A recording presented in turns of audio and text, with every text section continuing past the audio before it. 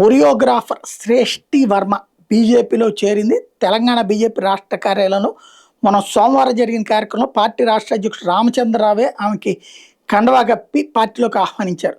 శ్రేష్ఠి వర్మతో పాటు మరి కొంతమంది బీజేపీ తీర్థం ముచ్చుకున్నారు. దేశాన్ని విచ్ఛిన్నం చేసే శక్తులు ఏకమవుతున్న తరుణంలో యువత రాజకీయాల్లోకి రావడం, అందున బీజేపీలో చేరడం హర్షణీయం అంటూ ఈ సందర్భంగా రామచంద్రరావు చెప్పుకొచ్చారు. శ్రేష్ఠి వర్మ ఉత్తరప్రదేశ్లోని ఇటావా పట్టణంలో పుట్టి పెరిగింది. తండ్రి వ్యాపారి, అమ్మ ఇంటి బాధ్యతలు చూసుకునేది. మధ్యతరగతి కుటుంబం. శ్రేష్ఠికి ఒక చెల్లెలు కూడా ఉంది. 12th పూర్తి చేసిన ఆమె చిన్నప్పటి నుంచి డ్యాన్స్ అంటే మక్కువ అంట.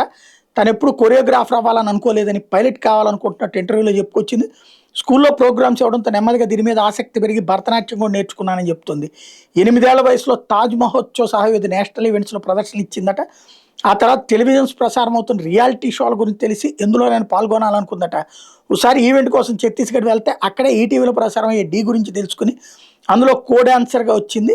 డ్యాన్స్ పట్ల ఆమెకున్న నిబద్ధత, స్టైల్కి ప్రేక్షకులు, జడ్జీలు ఫిదా అవడంతో ఢీ జోడీ చేసే అవకాశం వచ్చిందట. ఆ సిరీస్ శ్రేష్ఠికి మంచి పేరు తేవడం, ఆ తర్వాత అసిస్టెంట్ కొరియోగ్రాఫర్గా పలు సినిమాలకు కూడా పనిచేయడం మొదలుపెట్టింది. సినీ ఇండస్ట్రీలో నెమ్మదిగా అడుగులు వేయడం మొదలుపెట్టి ఆమె తక్కువ సమయంలోనే అగ్రతారాలతో పనిచేసే అవకాశం వచ్చింది. పుష్ప 2 సూసేకి పాటకి శ్రేష్ఠికి మంచి పేరు తెచ్చిపెట్టింది. రజనీకాంత్ జైలర్లో నువ్వు కావాలయ్యే పాటకి నృత్య రీతులు కూడా సమకూర్చింది. క్రాక్, బీస్ట్, అలవైకుంఠపురంలో, గేమ్ చేంజర్, కిసీ కా బాయ్ కిసీ కా జాన్, మనమే సహా పలు తెలుగు, తమిళ, హిందీ చిత్రాలకు ఆమె పనిచేసింది. బిగ్ బాస్ సీజన్ 9లో కూడా కంటెస్టెంట్గా పాల్గొంది అన్నటువంటిది చెప్తున్నారు. అయితే ఆ మధ్యన ఈ జానీ మాస్టర్ మీద కంప్లైంట్ చేసిన శ్రేష్ఠి వర్మ ఏమో ఒకళ్ళో కాదో తెలియదు మనకి.